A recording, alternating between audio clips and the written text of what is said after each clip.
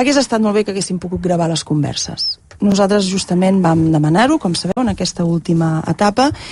No es va voler, també, sabeu que es gravessin, i suposo que s'hagués Es va dir alguna cosa lletja? Lletja, què vol dir?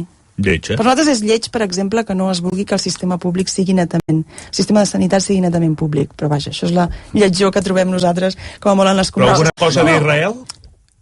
De quan val 10 palestins i un jueu? Sí.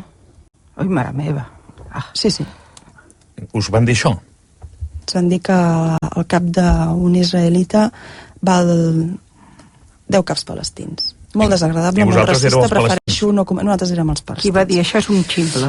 En tot cas... Es pot saber qui ho va dir? Perquè aquí... No.